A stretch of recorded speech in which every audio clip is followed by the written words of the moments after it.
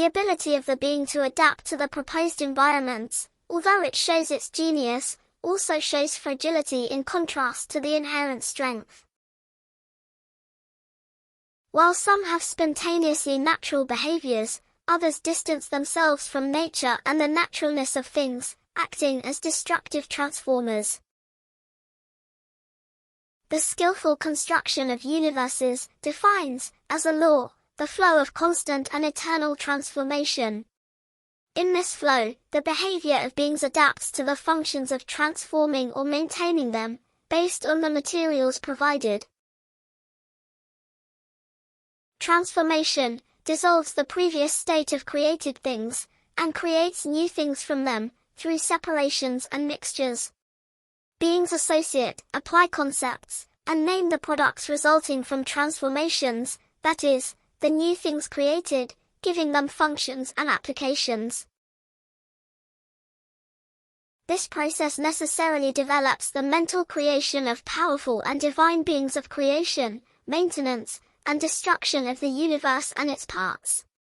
The being associates with this image, because this power is inherent to the being itself, and not to an external world. The figures of angels and demons are part of a pantheon of supernatural beings, created and supported by the unnatural behavior, contrary to the being's own perceptions. The creator being does not perceive its own creation clearly and broadly. The concept of an eternal universe in eternal transformation satisfies the being for some time and partially. This created illusion brings mechanisms of support for the illusion itself. The being also has its own support mechanisms in contrast to the mechanisms of illusion.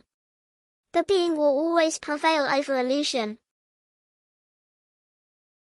The model may suggest the capacity for self-destruction, but self-destructive processes are merely readaptations of the being in bodies and environments that, although not new to the universal mind, are perceived in new appearances.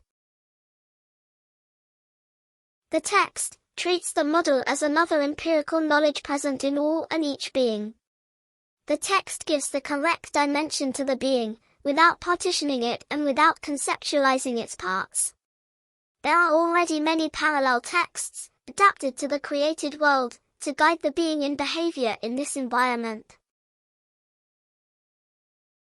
The security of the text lies in its permanent presence at the dividing line, where the being is also in potential plenitude. The text does not discuss the supernatural or the unnaturalness that the being imposes on itself, but it brings understanding. The roles are reduced to the absurd, based on the understanding of the true nature of the being.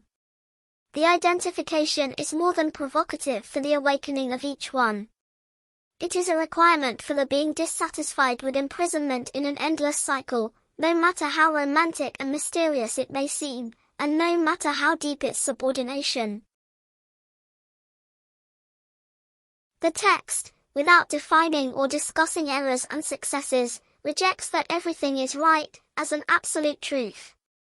The text emphasizes the real value of a unique, uncreated, and indisruptible being.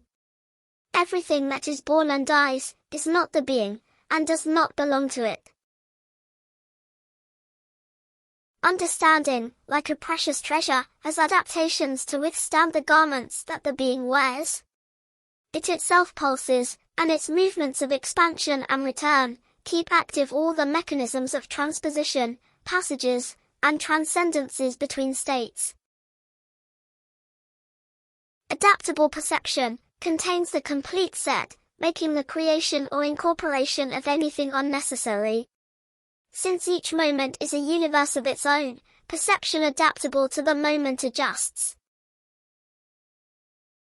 The being, in bringing adaptable perception on loan, should not subordinate itself to what is dictated to it, in confrontation with what it is.